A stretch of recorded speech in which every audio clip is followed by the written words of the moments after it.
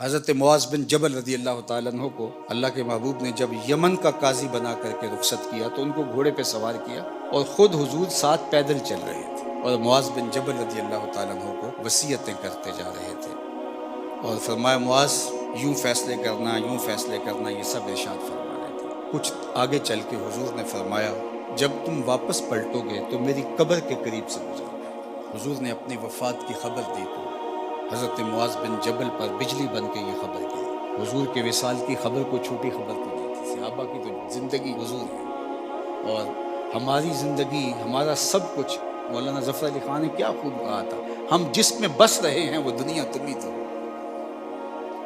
تو یہ خبر قیامت کی خبر تھی، تو انہوں نے رونا شروع کر دیا۔ آقا کریم نے رخ مدینہ المنورہ کی طرف موڑ لیا، اور یہ زاروں کے تاج جب بہت زیادہ رو رو کے نڈھال ہو گئے تو آقا کریم نے حضرت معاذ کو تسلی دیتے ہوئے جو لفظ کہے وہ سنیے، ان اول الناس بی المتقون من کانوا وحیث کانوا۔ معاذ پریشان ہونے کی ضرورت نہیں ہے، میں اپنے متقی غلاموں کے ساتھ ہوں۔ من کانوا وحیث کانوا، وہ جو بھی ہوں اور جہاں بھی ہوں، تو انہیں معیت رسول بھی حاصل ہے جو تقوی کے نور سے مالا مال ہے۔ حضور کا قرب نصیب ہوتا ہے انہیں، اور اللہ کی قربت بھی انہیں نصیب ہوتی ہے جو تقوی کے نور سے۔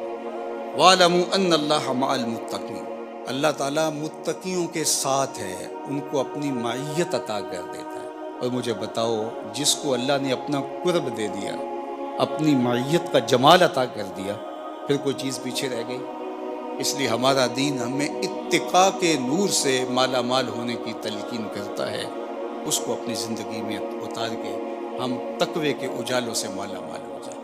کتنا اچھا اعزاز ہے جو ہمارے ساتھ لگ جائے کہ اللہ جل شانہ ہمیں متقیوں کی فہرست میں شامل ہے۔ بلکہ اہل ایمان کو تو یہ دعا ترغیب دی گئی ہے کہ وہ کہے وَجْعَلْنِی لِلْمُتَّقِینَ اماما، اللہ مجھے متقیوں کا امام بنا دے۔